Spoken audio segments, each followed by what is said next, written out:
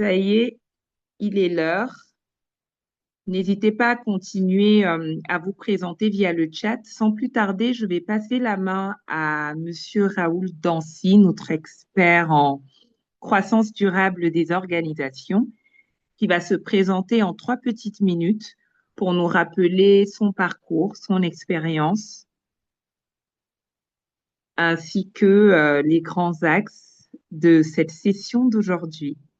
Merci beaucoup, Raoul. You have the floor.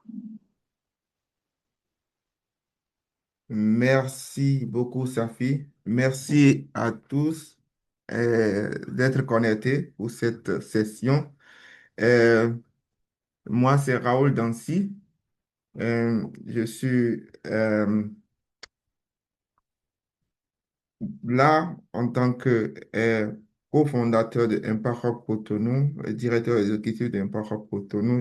Je fais cette présentation dans le cadre d'Impact Hub Cotonou. Et donc, de base, j'ai fait des études en management de réseau d'entreprises et en relations internationales, à la fois en Allemagne et en France. Et je m'intéresse à plusieurs sujets, dont celui du changement climatique, et notre organisation Impact Hub est vraiment impliquée et se voit dans cette logique du changement climatique, de comment améliorer ou bien soutenir les communautés dans ce défi que nous avons actuellement, et tout ce qui est aussi dans l'économie circulaire. Impact Hub Cotonou est très intéressé à cela. C'est dans ce sens et dans ce cadre-là que nous avons postulé à des appels à projets, des appels à candidature dans le cadre du climat. Et nous avons été sélectionnés en 2024 pour organiser des climatons à Cotonou, à Lomé et dans d'autres villes du Bénin, ce que nous avons fait avec beaucoup de brio. Et c'est dans ce cadre-là que nous avons été choisis champions en tant qu'Impact Hub Cotonou dans le domaine du climat. Et nous avons eu des formations dans ce sens-là, des modules de formation que nous sommes appelés à partager avec notre communauté, avec des structures qui sont intéressées, qui sont aussi dans cette problématique, qui sont intéressées à développer cela à leur niveau. Donc, cette présentation qui parle des bases du climat, de l'adaptation et de la résilience au changement climatique est une propriété de Climakick. Climakick, c'est une organisation basée en Europe, aux Pays-Bas, et qui développe des modules dans ce sens, tout ce qui concerne l'adaptation, l'atténuation au changement climatique. Donc, ce module appartient à 100% à cette organisation, et nous avons l'autorisation de pouvoir développer cela, de vouloir partager cela avec notre communauté. C'était pour la petite présentation. Donc, comme je le disais tout à l'heure, cette présentation appartient à 100% à Climakick. Donc, Impact Hub Cotonou a eu l'autorisation de vraiment utiliser ce slide pour faire cette présentation de ce module. Donc, nous allons vraiment ce soir échanger, et ce serait une forme une session de sensibilisation euh, et aussi une offre d'information pour, je vais dire, attirer l'attention sur surtout euh, une situation qui arrive souvent et auquel on ne s'attend, on ne prête pas souvent attention. C'est la mauvaise adaptation, et aussi nous allons parler un peu du cadre de causalité par rapport au changement climatique. Donc, si, hum, au prochain slide, s'il vous plaît. Donc, tu peux continuer, c'est juste des informations pratiques, s'il te plaît. On peut toujours continuer. Encore, s'il te plaît. C'est bon. Voilà. On va un peu parler de ce que c'est que l'atténuation, l'adaptation et la résilience au changement climatique. Nous allons aller un peu plus en détail tout à l'heure sur l'adaptation et la résilience au climat. Et nous allons, comme je l'ai dit tout à l'heure, essayer de parler, de donner quelques exemples de cadres de causalité et aussi passer à quelques cas pratiques concernant ces cadres de causalité. Donc, c'est juste une présentation pour sensibiliser pour attirer notre attention sur certains points concernant, euh, je dirais, le changement climatique. Le changement climatique, c'est rien de nouveau. Tout le monde sait de quoi il s'agit. Tout le monde vit cela aujourd'hui. Et donc, ce n'est pas quelque chose qu'on peut dire que c'est loin de nous, c'est avec nous tous les jours. Donc, du coup, nous allons ensemble échanger pour comprendre un peu ce que c'est que le changement climatique. Donc, comme je disais tout à l'heure, Climatic, EIT et Climatic est une organisation qui est basée euh, en Hollande et qui vraiment travaille pour soutenir les communautés à vraiment toucher ou trouver des solutions sur tout ce qui concerne le changement climatique. Et, les différentes actions vont dans le sens surtout de l'atténuation au changement climatique, mais pas seulement cela, mais aussi l'adaptation et la résilience au sein des communautés. Donc, c'est un peu ce que c'est que cette structure climatique qui finance aussi les climatones dans plusieurs pays dans le monde, sur le continent américain, en Afrique, en Europe, et soutient aussi les climatones qu'on organise, qui sont financés par d'autres bailleurs, et ils sont propriétaires de ce branding de climaton. Prochaine slide, s'il te plaît. Merci.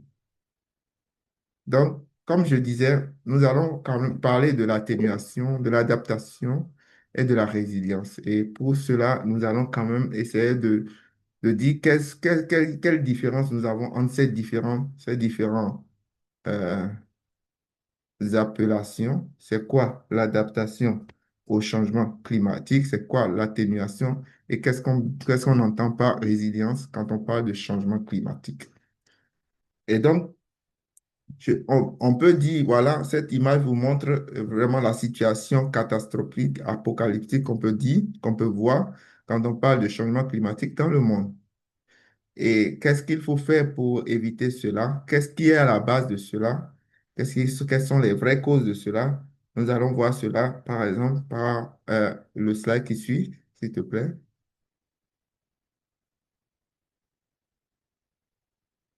Voilà.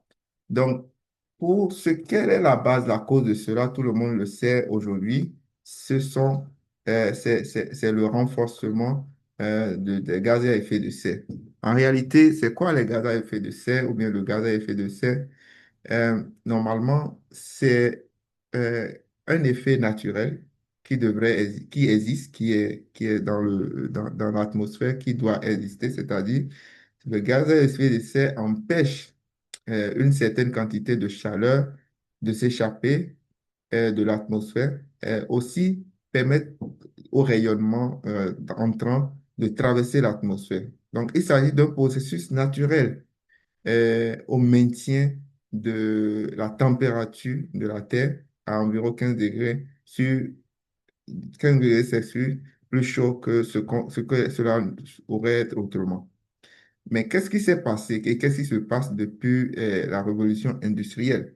C'est ce qui fait la situation, ce qui a changé la situation et qui fait que nous sommes en train de parler aujourd'hui des effets du changement climatique. Donc, ce sont les activités humaines qui jouent aujourd'hui sur ce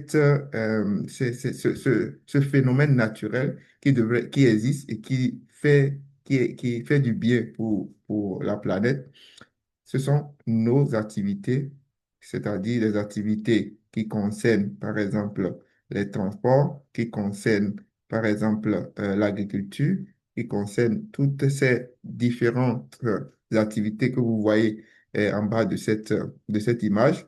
Ce sont ces activités qui ont amené à ce que nous avons aujourd'hui, qui modifie le climat pendant cette révolution industrielle. Et maintenant, à cause de cette croissance démographique, de la croissance démographique, de la combustion des combustibles fossiles et de la déforestation, nous voyons ce que nous avons aujourd'hui comme les effets de ce changement climatique. Donc, en réalité, les gaz à effet de serre, cette transformation, ce phénomène devrait vraiment être un phénomène qui nous aide, mais à cause de nos activités, nous voyons que cela nous amène à avoir des situations difficiles où on ne peut plus, et la nature n'est pas en mesure de gérer ces gaz je dirais, ces rayonnements qui devraient normalement pénétrer et aussi avoir des, des possibilités de garder le gaz à effet de serre pour pouvoir empêcher le réchauffement climatique. Prochaine slide, s'il vous plaît.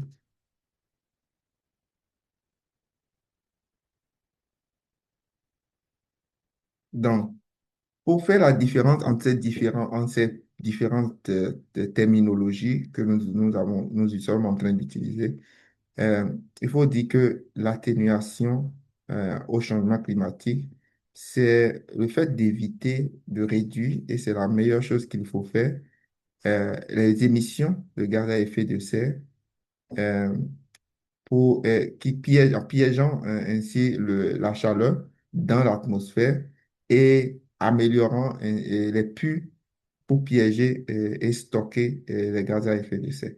Donc, l'idée, c'est d'abord d'éviter et de réduire. C'est ça ce qui rentre dans le cadre de l'atténuation. Quand on parle de l'adaptation aux effets du changement climatique, il s'agit d'un ajustement aux effets attendus, c'est-à-dire ces effets sont déjà attendus, les effets réels du changement climatique qu'on peut déjà attendre, comme par exemple les inondations, c'est comme par exemple la sécheresse et toute autre catastrophe naturelle qui arrive. Donc, de réduire la vulnérabilité des populations pour activités, pour ces phénomènes qui arrivent. Donc, cela implique de modifier notre comportement. Et donc, ça, c'est pas aussi toujours facile. Cela implique aussi de modifier les systèmes et les modes de vie. Et ce n'est pas ce qui est souvent facile pour les populations. Par contre, à la fin, la résilience, c'est plutôt la capacité que nous avons ou bien que nous craignons pour un système ou une communauté sociale ou économique ou écologique à résister, c'est-à-dire se mettre et à se remettre à s'adapter aux impacts du changement climatique. Nous allons voir tout à l'heure quels sont ces exemples de, de cas de causalité qui apportent ces solutions euh, à ces différents niveaux, des solutions d'atténuation, des solutions d'adaptation ou des solutions de résilience. À ce niveau, je voudrais savoir s'il y a quelques questions déjà dans le chat ou s'il y a des personnes qui veulent intervenir, qui veulent faire des commentaires par rapport à ce que nous sommes en train de dire. Merci beaucoup, Raoul, pour cette très belle introduction. Et effectivement, comme l'indiquait Raoul, chers participants, n'hésitez pas à réagir via le chat, à poser vos questions, à partager vos expériences, que ce soit sous forme de commentaires, de remarques. N'hésitez pas à nous partager vos différentes contributions via le chat. Et je propose, Raoul, de poursuivre. Et si en parallèle, nous avons des réactions via le chat, on pourra y revenir sans souci. Merci beaucoup. Voilà, on parlait de l'adaptation et des détails et de la résilience en détail. Donc, le prochain slide, s'il vous plaît. Merci.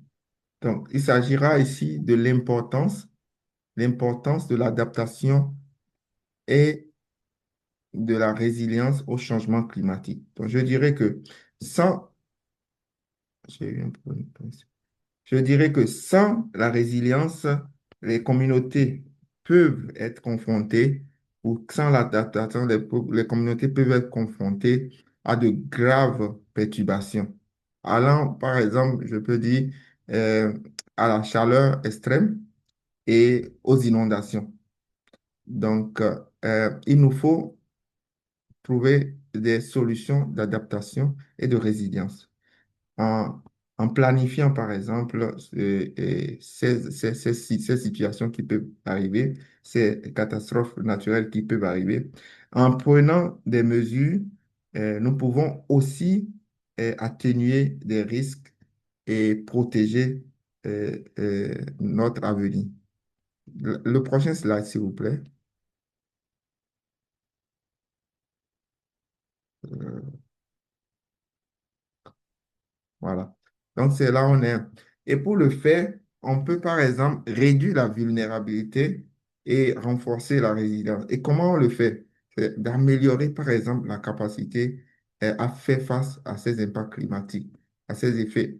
Non, retournez, s'il vous plaît. C'est pas encore, on n'est pas encore là. On est encore sur le précédent. Donc, on peut protéger, par exemple, les moyens de subsistance et les écosystèmes en soutenant la durabilité économique. Cela veut dire que nous avons la possibilité de sauvegarder l'agriculture, par exemple, la biodiversité et les ressources naturelles. Et nous pouvons améliorer la santé publique par nos actions. Cela veut dire que nous pouvons minimiser, par exemple, les risques sanitaires liés au climat. On pourrait avoir des exemples tout à l'heure par rapport à tout ça. Et encourager la planification proactive, c'est-à-dire euh, nous pouvons anticiper et planifier les défis futurs. Voilà quelques importantes actions importantes qui rentrent en ligne de compte quand on parle de l'adaptation ou de la résilience. On peut aller plus loin. Ce sont quelques exemples que je viens de citer. On peut avoir plus de points que vous pouvez aussi partager avec nous par rapport à ça. Donc, quand nous parlons de ça, voilà quelques exemples que vous êtes en train de voir sur l'écran concernant des innovations en matière d'adaptation et de résilience. Par rapport à ce que je viens de citer, nous voyons qu'il y a la possibilité d'alerte précoce, c'est-à-dire quand nous disons qu'on peut prévenir, on peut encourager la planification proactive, permettre d'anticiper des défis futurs. Donc, ce genre de solution, cette solution qui permet d'avertir des événements météorologiques extrêmes, imminents, euh, et permettant aux personnes de se préparer ou d'évacuer. C'est un exemple de solution qui vient pour renforcer à la fois l'adaptation, mais aussi la résilience. Il est parti encore. C'est pas grave. On va continuer. D'autres exemples, c'est ce que vous voyez sur l'écran, ce sont les toits et les murs verts. Les toits et les murs verts, cette solution absorbe, par exemple, les fortes pluies, donc en réduisant les risques d'inondation, et, mais aussi, surtout, en en fournissant également une isolation pour ces maisons qui ont ces murs verts ou ces toits verts et en réduisant les coûts énergétiques, par exemple. Donc, un autre exemple que nous avons ici, que vous voyez sur l'écran, ce sont les cultures résilientes à la sécheresse, c'est-à-dire avoir des des cultures qui sont bien sélectionnées qui peuvent survivre avec moins d'eau et à des températures très, très chaudes, très élevées. Nous avons aussi ces exemples de culture, d'agriculture verticale qu'on peut réaliser en ville, mais aussi dans des endroits à l'intérieur. Et cela permet de faire de l'agriculture toute l'année et avec de l'eau, avec un peu de, pas beaucoup d'eau, mais de l'eau quand on n'a pas beaucoup d'eau, avec la lumière, tout cela contrôlé, ce qui est utile pour des régions où les conditions météorologiques sont très, très extrêmes. Et ça permet aussi à la population de continuer à survivre. Donc ça, ce sont des exemples, par exemple, on peut appeler ça des exemples de résilience, mais aussi d'adaptation. Vous pouvez avancer sur les exemples, hein. On a d'autres exemples qui parlent des systèmes d'approvisionnement d'eau que vous allez voir. Donc, il y a des systèmes de collecte d'eau pluviale et où cela empêche l'érosion des sols. Aussi, cela permet aussi de réduire les risques d'inondation. Nous avons la possibilité de stockage de l'essai d'eau et les technologies de dessalement qui se font dans les pays où il y a vraiment peu d'eau et des pays très chauds où il n'y a pas beaucoup d'eau. Il y a des technologies de dessalement qui se font pour éliminer le sel et d'autres impuretés de l'eau de mer pour produire de l'eau douce. Voilà quelques exemples de solutions d'adaptation et de résilience. Encore d'autres exemples, c'est par exemple les forêts de mangroves. Les forêts de mangroves qui sont des barrières naturelles contre l'érosion côtière et l'inondation. Donc, elles absorbent ce qu'on appelle l'énergie et les ondes de tempête, ce qui permet aussi d'éviter des, des tsunamis, par exemple. Ça permet aussi, ça fournit aussi un tampon de protection pour les communautés côtières.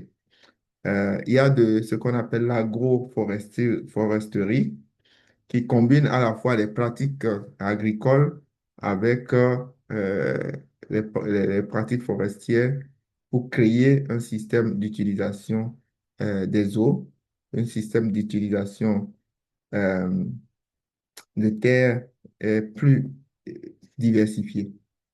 Donc, nous avons encore d'autres exemples, mais nous allons continuer et aller sur...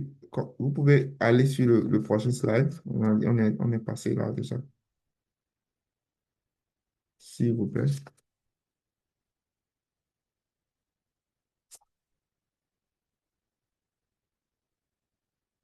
Monsieur Tourné,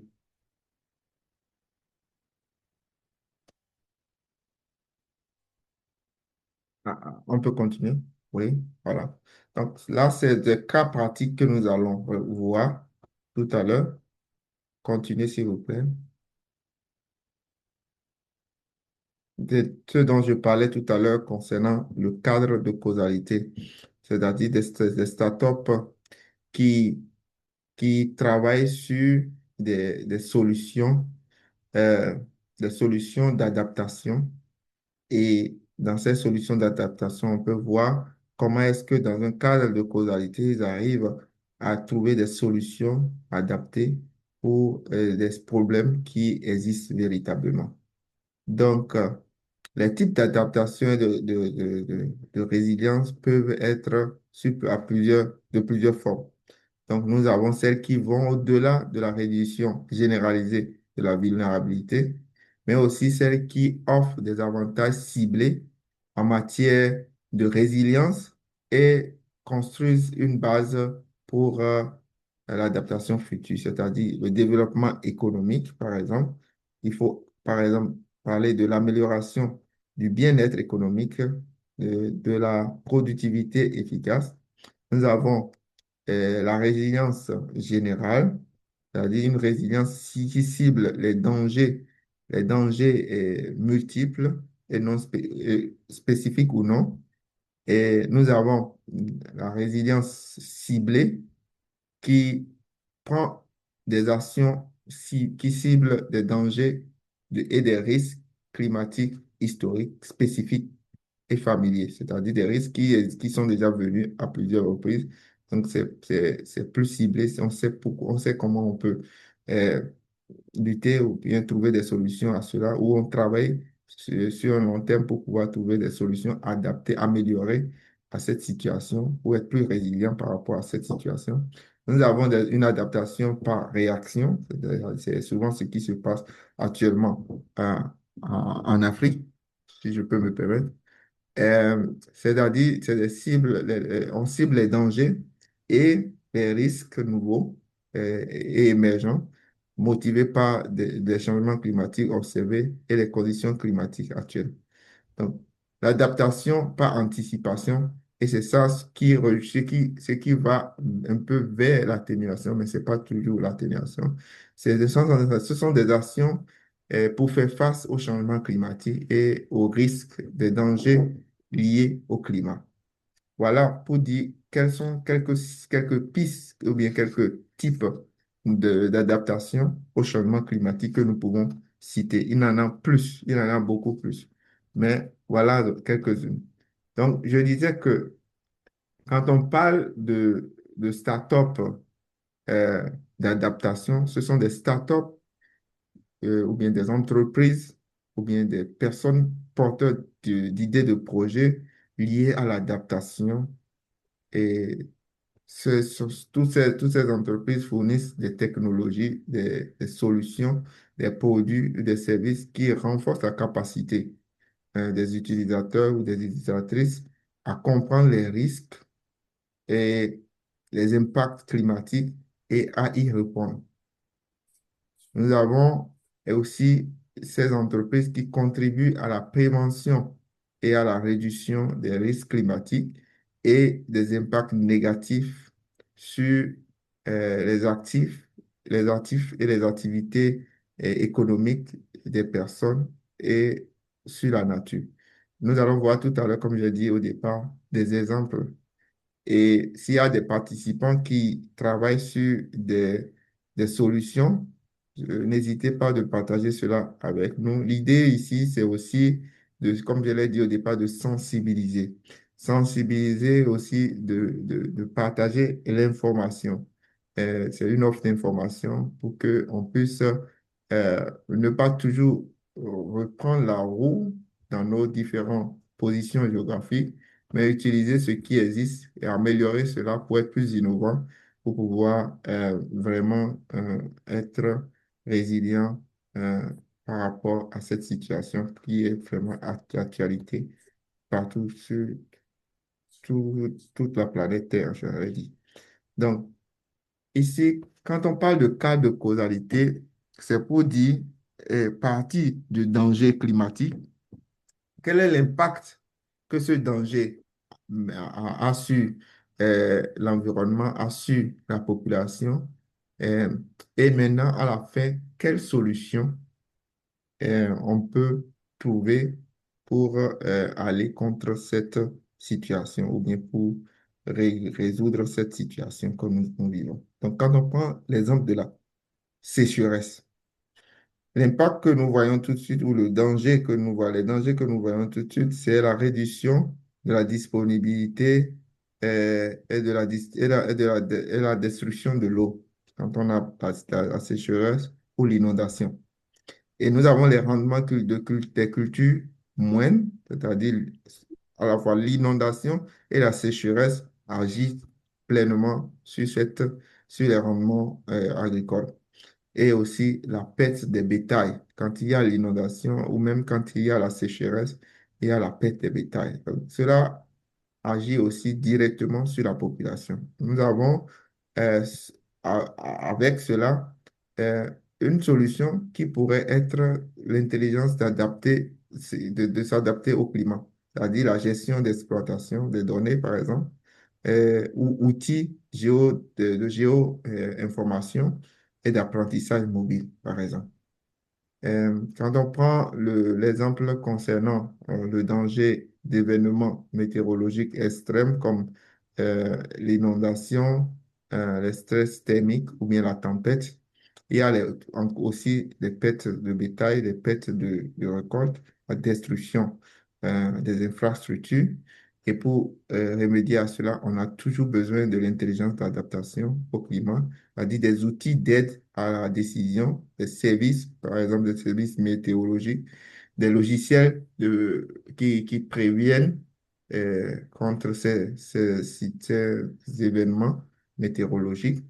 Et à la fin, on peut parler de l'augmentation de la température euh, par rapport, et comme danger, on voit par exemple certaines cultures qui ne poussent pas, et c'est là où on a besoin par exemple des cultures résilientes, ce qu'on a vu au départ.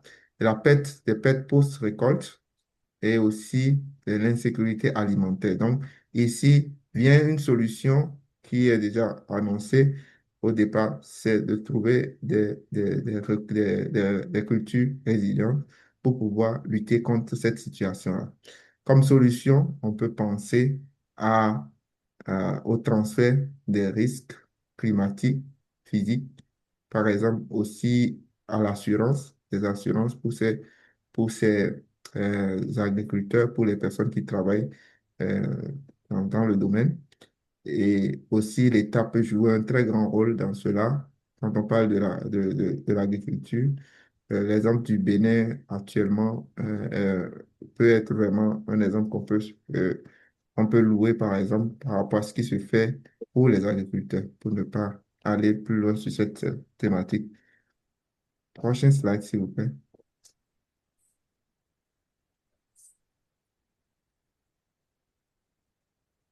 Donc, voilà le deuxième point, le deuxième aspect qui vraiment euh, fait partie de ce qu'on peut dire qu'on a gardé après cet échange que nous avons eu.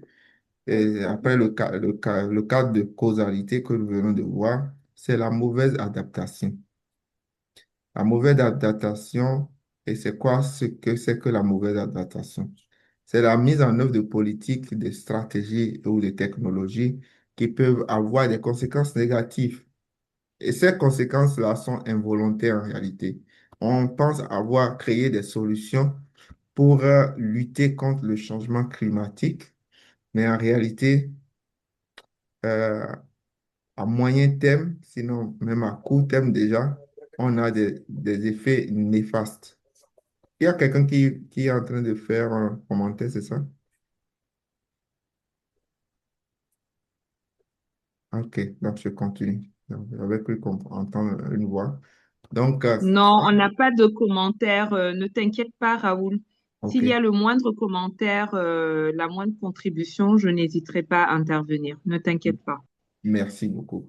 Donc, pour continuer, je disais que ce genre de situation arrive souvent. On pense toujours trouver des solutions et je prends le cas dont je suis d'origine béninoise, donc je prends le cas de nos pays en Afrique.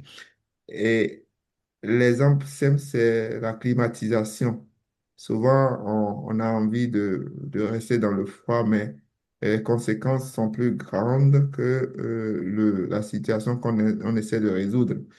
Euh, sur le plan énergétique, c'est vraiment une solution énergivore, si je peux le dire comme ça.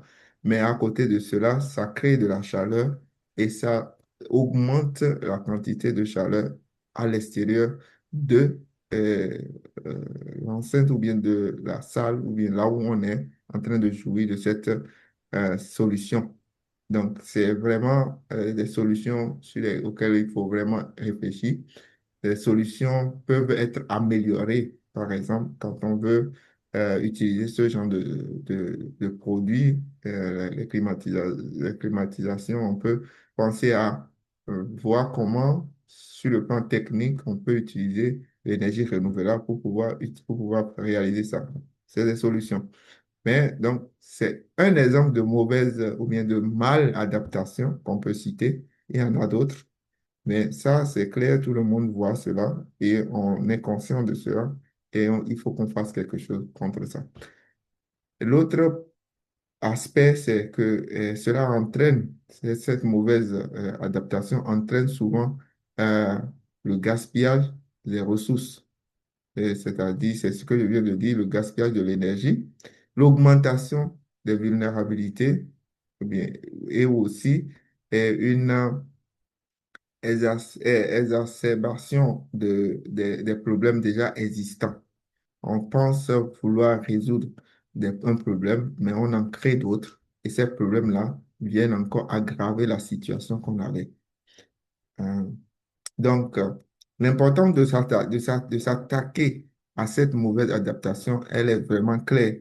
Donc, les entrepreneurs, si je peux me permettre, la plupart des personnes ici, ou bien la majorité, sont des personnes qui entreprennent. Et vraiment, c'est à ce niveau-là qu'il faut faire quelque chose. Les idées de projet, les porteurs de projets doivent réfléchir à cela. Ils jouent un rôle crucial pour ce qui concerne l'adaptation au changement climatique et par les solutions qu'ils développent. Il est essentiel donc que les entrepreneurs prennent en compte les risques potentiels de mauvaises adaptations pour s'assurer que leurs solutions sont efficaces, durables. C'est-à-dire la durabilité est vraiment ce qu'il faut considérer souvent quand on veut prendre, on veut faire des solutions, on veut créer des solutions euh, et ne pas créer euh, des, des inadvertances, d'autres vulnérabilités quand on est un entrepreneur qui est là pour solutionner et non pour créer d'autres problèmes. On peut aller sur un autre slide, s'il vous plaît. Donc, les lignes directives pour éviter ces mauvaises adaptations en tant qu'entrepreneur sont quelques-unes comme les suivantes qu'on peut citer. C'est d'abord de mener une évaluation approfondie pour identifier les risques potentiels de mauvaises adaptations et les conséquences prévues euh, des solutions proposées grâce à des évaluations complètes des aspects sociaux, économiques et environnementaux. Il y a aussi la possibilité de promouvoir des approches holistiques, c'est-à-dire de considérer plusieurs, je dirais, écosystèmes, encourager euh, des approches intégrées, multisectorielles, pour, je dirais, relever des défis du changement climatique ensemble, c'est-à-dire dans un contexte interconnecté de différents secteurs et des compromis potentiels, c'est-à-dire on doit aussi être ouvert à d'autres, aux idées de d'autres personnes, d'autres secteurs pour pouvoir être capable de pouvoir de se dire, on a considéré vraiment euh, une grande partie des facteurs qui pourraient permettre de trouver la bonne solution.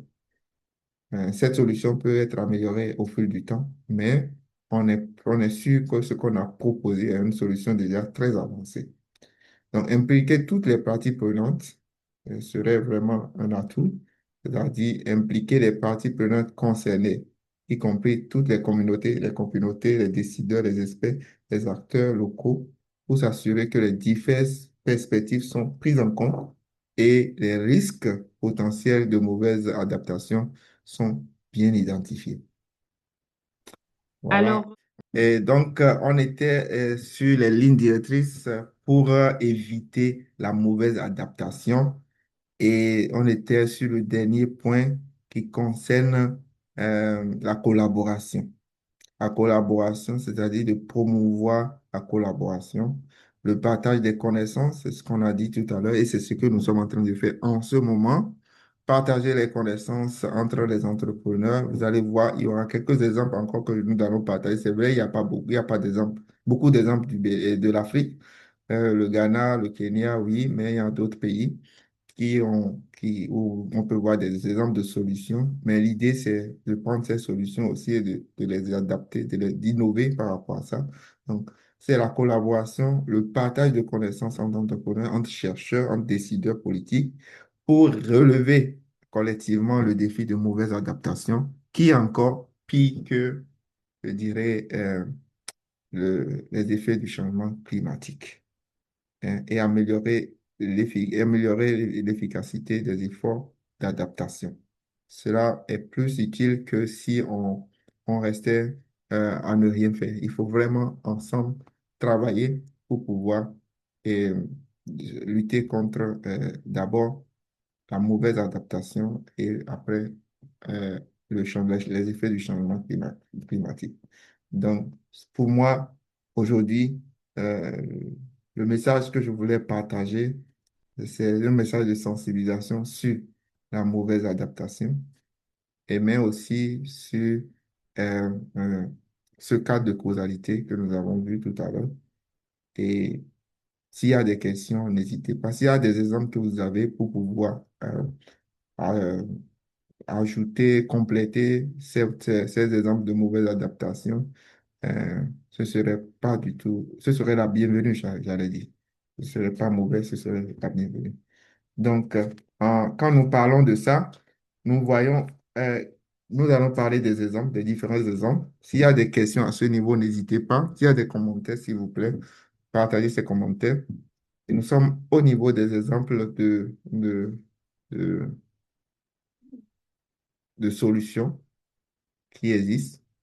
Donc, ce sont des études de cas qui concernent les startups d'adaptation et de résilience. L'idée, c'est d'utiliser le cadre de causalité pour pouvoir permettre aux participants de voir ces exemples-là, pour pouvoir créer eux-mêmes des solutions. Quand nous prenons l'exemple de l'agriculture Apollo, par exemple, l'agriculture Apollo aide les agriculteurs des marchés émergents à augmenter leurs bénéfices. Et comment il fait? C'est l'apprentissage automatique agronomique, la télédétection et la technologie mobile pour éviter pour aider les agriculteurs à accéder au crédit, à des intrants de bonne qualité et des conseils aussi personnalisés. Cela permet, leur premier produit est d'abord un ensemble personnalisé d'intrants agricoles, de conseils et de crédits livrés aux agriculteurs. Ça se passe au Kenya. Et leur objectif, c'est de rendre l'agriculture commerciale accessible à tous. Quand nous rentrons dans le cadre de causalité, déjà, le modèle économique, c'est de B2B, c'est-à-dire business to business, et B2C, business to client.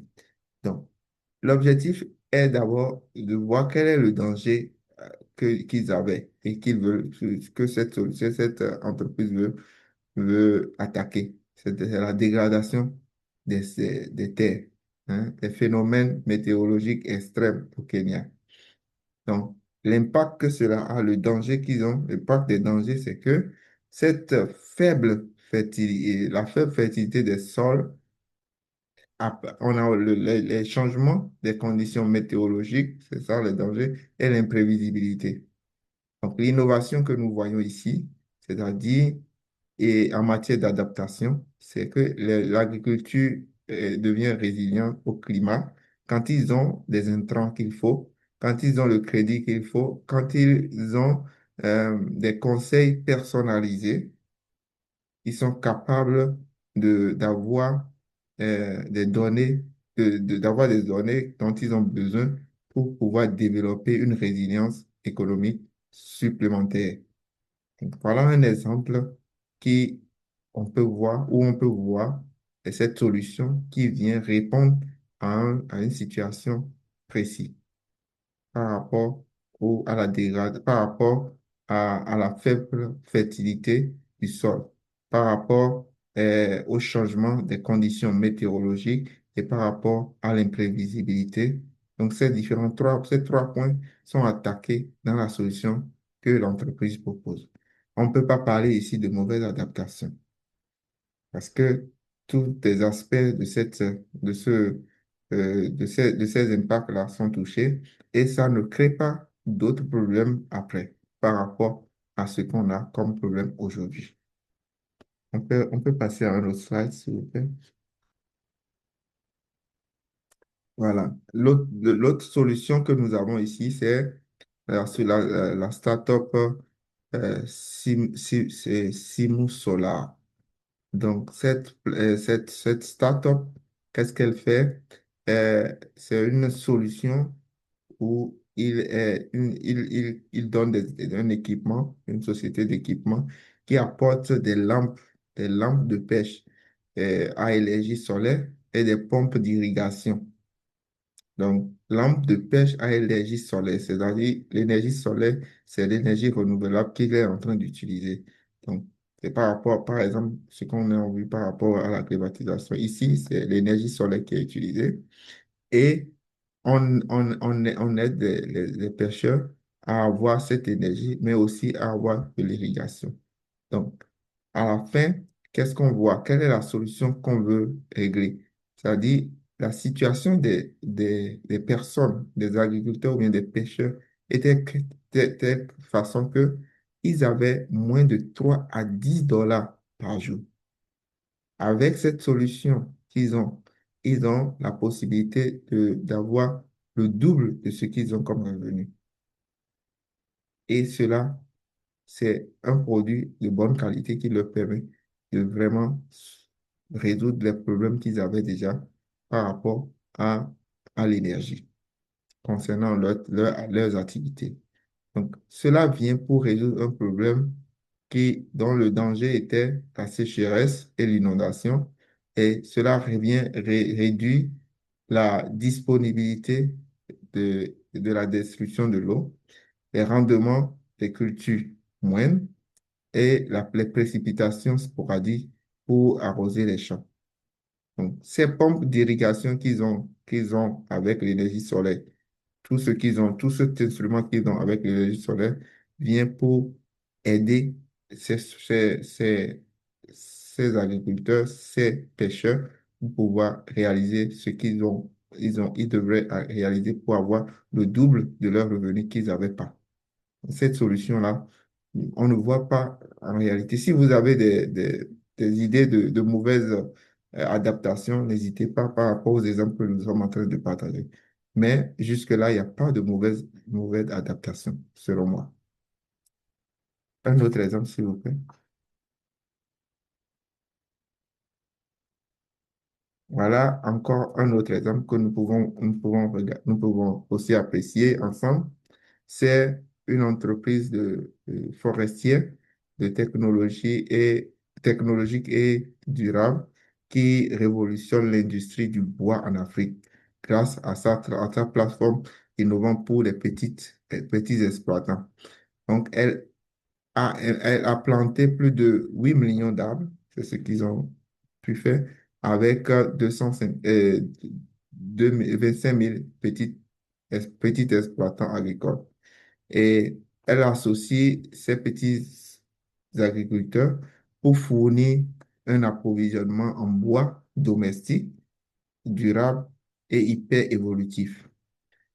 Donc, l'objectif était la dégradation du sol. Donc, ils ont planté beaucoup d'arbres pour pouvoir euh, résoudre ce problème de dégradation du sol, mais l'impact que cela devrait avoir, ou bien que cela a, cette situation de danger climatique que nous avons, c'était la disponibilité réduite des cultures, la disponibilité limitée du bois, la perte de la biodiversité et les moyens de subsistance. Donc, cette solution vient pour jouer le rôle de la forêt, pour développer la forêt, pour planter beaucoup d'arbres. Mais au-delà de cela, on a aussi des exploitants, des jeunes, des entrepreneurs qui sont soutenus, qui peuvent avoir des moyens de subsistance à travers cette activité-là. C'est aussi une solution qui inclut beaucoup d'autres personnes, autres que les personnes qui sont concernées. Oui, allez-y, Monsieur Lawali. Oui, bonjour, monsieur Raoul, et bonjour à tous et à toutes. Merci beaucoup pour ces bels exemples d'adaptation partout. Donc, ma question était que, en tout cas, sur cet exemple-là, que j'apprécie énormément, je ne sais pas pourquoi l'entreprise encourage encore l'utilisation de bois de chauffe au niveau des ménages, parce qu'elle cherche à corriger ces problèmes qui dégrade les terres et encore quand elle fait la régénération encore, elle dit qu'elle s'associe à des petits agriculteurs pour fournir un approvisionnement en bois domestique. Ça, j'ai trouvé ça un peu bon parce que normalement, dans le contexte du changement climatique, on peut encourager l'utilisation des méthodes alternatives pour avoir l'énergie à la maison sans pour autant couper les arbres qu'on a plantés. Donc, c'est juste ça ma question, quoi, pour comprendre. Peut-être que c'est moi je n'ai pas bien compris l'exemple. Merci. Monsieur Lawali, vous avez totalement bien compris l'exemple et le point aussi que vous avez touché, c'est vraiment un des facteurs qui rend cette entreprise qui apporte, qui amène cette entreprise à continuer à mieux développer son produit. Mais il faut aussi considérer le fait que euh, les habitudes des populations, euh, c'est difficile de changer cela de façon radicale. Et donc, il faut tenir compte de cela et au fur et à mesure, de façon progressive, on peut amener ces entreprises, ces personnes à vraiment rentrer dans cette adaptation et ne plus utiliser le bois de chauffe. Ou bien trouver une alternative comme des charbons qui se fabriquent un peu partout avec des matières recyclées. Je pense au niveau du coton, il y a des tiges qui sont utilisées pour faire du charbon ou bien au niveau d'autres matériaux, on utilise ça pour faire du charbon. Donc, c'est au fur et à mesure qu'on peut amener ces populations-là à vraiment changer leurs habitudes, de couper le bois pour pouvoir euh, le transformer en charbon. C'est au fur et à mesure. Mais vous avez tout totalement bien vu. C'est pas dans la logique à 100%, mais ils sont en train d'arriver un peu dans cette direction-là. Donc, c'est comme ça je vois la chose. S'il y a d'autres exemples. Et puis là, c'est bien de parler de ça. D'autres entreprises, d'autres entrepreneurs qui veulent travailler sur ça doivent considérer cet état de choses. Allez-y, Monsieur Lawali. Merci beaucoup. J'ai compris maintenant. Donc, c'est de façon progressive que l'entreprise est en train d'opérer pour avoir la coopération, la participation et l'engagement des communautés sans pour autant perturber directement leur coutume, tradition. C'est sur quoi ils se sont habitués. Oui. Oui, d'accord, j'ai compris. Bon, en fait, l'un des piliers de la résilience, c'est le changement de comportement. Donc, les changements de comportement, quel qu'en soit l'investissement, les actions de mitigation, d'adaptation ou des transformations qui sont menées au niveau de toute communauté, au niveau des systèmes, quand on n'a pas ce changement de comportement, c'est difficile parce que il y aura moins d'appropriation, moins de durabilité. Donc, dès que l'entreprise quitte ou l'acteur ou la personne externe qui appuie la communauté quitte, donc la bonne pratique cesse encore. Donc, c'est pourquoi je suis parfaitement d'accord avec votre exemple. Peut-être la suggestion d'amélioration que j'aurais à faire pour les prochaines présentations, peut-être d'aller un peu loin pour mettre cet aspect que, bien qu'il s'associe avec les agriculteurs, c'est pour un peu les accompagner petit à petit pour ne pas casser directement donc ça permettra en tout cas aux gens de comprendre la dynamique de l'entreprise. Merci. Merci. Mhm. OK. Donc, merci beaucoup pour ce commentaire. On va tenir compte de ça. Comme je l'ai dit, il y a aussi le fait que cet outil que nous utilisons est la propriété de ClimaKit. Et donc, on va essayer de travailler à ce qu'on puisse ajouter, améliorer et adapter cela à ce que nous sommes en train de constater sur le terrain par rapport à ce module-là. Merci beaucoup. On peut continuer sur d'autres exemples. Monsieur Toundé, s'il vous plaît. Je ne sais pas s'il y a d'autres questions. N'hésitez surtout pas. Monsieur Toundé, vous êtes avec moi? Bien sûr, nous sommes là. Raoul, tu ne nous entends pas? Oui, je vous suis. Ok, d'accord, c'est On bon. t'entend très Voilà, bien. c'est bon. Oui, c'est bon maintenant. Donc, l'autre exemple, c'est au Ghana. C'est très Je dis intéressant. C'est juste que nous, on est très concentrés, hein. On t'écoute, c'est très intéressant. ok, merci beaucoup. Donc, l'autre exemple, c'est au Nigeria. Et qu'est-ce qui se passe au Nigeria? C'est cette entreprise, cette start-up, essaie de, d'aider les agriculteurs à cultiver des aliments plus nutritifs de manière rentable, c'est-à-dire grâce à de nouvelles solutions personnalisées d'intelligence de culture ils appellent ça capture et capture en anglais. Donc, en les guidant sur les décisions et les calendriers agricoles optimaux. Donc, Capture traite des données satellitaires à l'aide d'un algorithme qu'ils utilisent exclusif pour générer automatiquement des recommandations personnalisées pour améliorer la santé du sol et des cultures. Et quelle est la solution que nous sommes? Quel est le danger qui est extrême qu'on avait? C'est d'abord la météorologie extrême, c'est-à-dire les phénomènes qu'on n'attendait pas, des phénomènes très catastrophiques qui arrivent. Et il y avait aussi l'augmentation de la température. Et l'impact que cela avait, c'était les rendements de culture moindres, comme c'est le cas de d'autres situations qu'on a vues tout à l'heure, mais aussi il y a certaines cultures euh, qui ne poussent plus bien comme il faut. Il y a des pertes post-récolte qui sont là, très élevées, et aussi l'insécurité alimentaire. Cette solution d'intelligence de culture via ce logiciel mobile, c'est-à-dire un logiciel mobile que le cultivateur utilise, donne des conseils opportuns basés sur l'emplacement personnalisé de l'agriculteur et les nutriments du sol au niveau, les niveaux d'eau, le stress des cultures, etc. Donc, c'est une gestion des attaques. Et aussi, il y a la gestion des attaques des animaux nuisibles, comme les sauterelles, la prévision des rendements des cultures.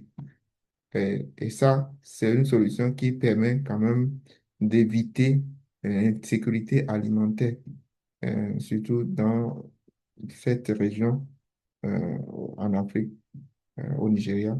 Donc, c'est vraiment une solution qu'on peut aussi répliquer dans d'autres endroits en Afrique pour pouvoir permettre aussi de développer cette solution qu'on peut innover, qu'on peut améliorer, trouver encore, par exemple, des exemples de mauvaises adaptations qui sont sur cette solution-là, réfléchir à cela, essayer d'améliorer cela et avoir un outil encore plus performant.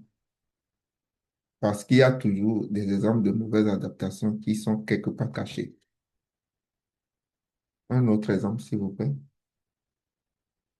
Le no slide, j'allais dire. Le slide 28, par exemple.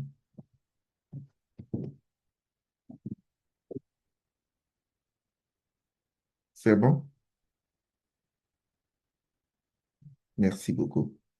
Donc, c'est son culture. Comme son culture, la technologie que nous avons ici, c'est une technologie solaire hors réseau. Et cette technologie fournit aux clients l'accès fiable à l'eau, à l'irrigation et à, à l'éclairage et pour recharger aussi le, le portable. Et euh, à tout cela, on a un seul système qui fonctionne, qui permet de faire cela. Et c'est une start-up située au Kenya qui fait cela. L'objectif, c'était euh, un danger qui voulait attaquer et les impacts de ce danger qui est des fortes précipitations, variabilité des précipitations. Et ce sont vraiment les stress des stress hydrique et les perturbations des activités, la réduction de la productivité et euh, l'insécurité alimentaire. Euh, bon, on voit ici que la plupart des exemples sont toujours vers l'agriculture, vers l'insécurité alimentaire parce que nous sommes dans une zone où ces actions ou bien ces effets du changement climatique touchent plus ce côté de notre vie. Et c'est pour cela que je pense que c'est aussi intéressant de réfléchir dans ce sens-là pour des structures, pour des startups et essayer de trouver des solutions pour résoudre ces problèmes que nous avons et récurrents qui viennent souvent. Donc, l'innovation est d'augmenter les rendements des cultures à plus de 300%, réduire la consommation en eau à plus de 80% en appuyant simplement sur un seul bouton, augmenter la productivité agricole et les revenus et la résilience aussi des petits exploitants. Voilà cette solution, ce que ça apporte. Je ne vois pas, selon moi, une mal ou bien une mauvaise adaptation. Si c'est le cas, n'hésitez pas. On va vous partager aussi ces différents exemples pour que vous puissiez réfléchir, voir quels sont les exemples de mauvaises adaptations et dans notre évaluation pour que vous puissiez aussi intervenir par rapport à tout ça. Prochaine slide, s'il vous plaît. Voilà. Sabon Sac, c'est une structure, une startup qui est au Ghana. Et qu'est-ce qu'il propose? C'est un amendement au sol à base de charbon, à base de carbone et respectueux de l'environnement. Voilà. Et ça, déjà, ils ont considéré ce point-là. Alors, Raoul, nous avons une question via le chat. Oui, Il y a Hassan Lawali qui nous demande, est-ce possible de rentrer en contact avec cette entreprise? Elle développe une bonne solution qui aide chaque producteur au Sahel. de quelle entreprise? C'est La précédente, s'il vous plaît, celle qui fournit une technologie pour l'accès à l'eau, l'irrigation avec le système solaire, là. Oui, oui, oui, il y a une possibilité. On va vous trouver les contacts pour que vous puissiez rentrer en échange. Vous voulez dire que Rural Fema Hub? Yes, merci. Rural Fema Hub. OK, d'accord. Mhm, mhm. Merci. Super. Donc, je vais prendre votre contact au niveau de- des organisateurs de TikTok RSE et je vais vous revenir sur ça. On va vous revenir sur ça. Donc, on parlait de Sabon Sec qui, Monsieur Lawali Hassan, vous pourrez, n'hésitez pas hein, à nous écrire via LinkedIn. Donc, moi, c'est Safi Alim, vice-présidente du think tank RSE, et on a Tunde qui est coordonnateur logistique. Donc, au sein du pôle programmation et formation, c'est Tunde Alassi. Donc, je vous écris nos noms via le chat. Vous pouvez nous écrire et ainsi, si nécessaire, on effectuera la mise en relation avec Raoul. Merci beaucoup. d'accord. Merci, Safi.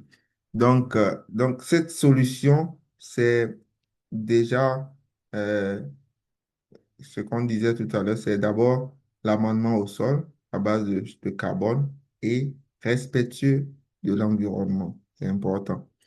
Un réparateur et nettoyeur qui répond à la restauration de la biodiversité et à l'amélioration au maintien de la santé et de la résilience et de la fertilité du sol, en améliorant ainsi la sécurité alimentaire et la qualité du produit agricole. Donc, c'est une entreprise qui est basée au Ghana. Quel était le danger climatique? C'est aussi ici la forte précipitation et la variabilité des précipitations. Et le danger, c'était le stress thermique, le stress hydrique et les perturbations des activités de réduction de la productivité agricole et aussi, comme d'habitude, l'insécurité alimentaire. Donc, l'innovation ici, en matière d'adaptation, c'est une offre de produits et de services d'adaptation au climat pour la gestion des risques climatiques physiques sous la forme d'une gestion intégrée du sol. Donc, il soutient la transition de l'agriculture conventionnelle à l'agriculture régénératrice. Donc, cela aide à... Alors, Raoul, on a plusieurs réactions hein, via le Ah chat. oui, Hein. On a Traoré qui a réagi. Ouais, il demande en fait s'il serait possible d'avoir les contacts de toutes ces entreprises. Il y a Asana aussi qui a réagi du Togo, euh, qui a le même point également.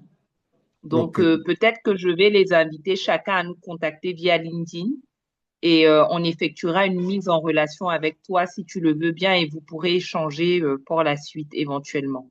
Est-ce que effectivement. cela te convient? Très bien même. C'est vraiment l'objectif de ce partage-là. C'était vraiment ça déjà l'objectif. Et cette mise en relation, cette collaboration, cet échange entre les différentes euh, des entrepreneurs qui sont partout dans le monde pour pouvoir ensemble résoudre des problèmes récurrents qui existent, qui viennent partout dans nos différents pays, dans nos différentes localités où est-ce que nous sommes. Donc, vraiment, c'est une très bonne chose que nous puissions être utiles. Donc, c'est bon. On peut continuer sur je pense, Super. Donc, comme je l'ai indiqué, hein, et je pense que je l'ai, merci Traoré. Donc, je l'ai indiqué à plusieurs reprises lors de ce call. L'idée, ce n'est pas simplement, voilà, d'effectuer une session, de poser des questions, d'effectuer une sorte de cours magistral. L'idée, c'est vraiment de développer des interactions, de créer des liens et pourquoi pas des synergies. C'est la raison pour laquelle j'ai insisté en vous demandant chacun de vous présenter via le chat quelles sont vos attentes vis-à-vis de la session, quel est votre domaine d'expertise, quel est votre nom, quel est votre pays de résidence et également quels sont vos domaines d'intervention. Et vous voyez que comme Raoul l'indique, en fait, cela permet vraiment de créer les liens, d'identifier des axes de partenariat, des axes de collaboration, etc. Donc, n'hésitez vraiment pas. Merci beaucoup et Raoul, je te repasse la main. Merci. merci, merci beaucoup, Safi. Donc, je crois que c'était le dernier exemple que je voulais partager avec vous. Monsieur Toundé, vous pouvez passer au prochain slide. Normalement, c'est le dernier. Le dernier. S'il y a des questions, en réalité, l'objectif aussi, c'est aussi de voir qu'il y a des startups ici parmi nous qui veulent aussi partager, en voyant ces exemples-là, partager ces différents points du cadre de causalité par rapport à ce qu'ils font sur le terrain. S'il y a des entrepreneurs qui sont là pour partager cela aussi, ce serait pas mal de le faire. On est vraiment preneur pour pouvoir aussi augmenter ce genre de solutions et partager avec d'autres. Donc, c'est un peu les deux points que moi, je voudrais vraiment partager avec vous. Parler un peu de l'effet du changement climatique, quelle est la cause et aussi aller un peu sur l'actualité. Mais les deux points principaux, c'était la mauvaise adaptation et puis surtout ce cadre de causalité avec ces exemples que nous venons de citer.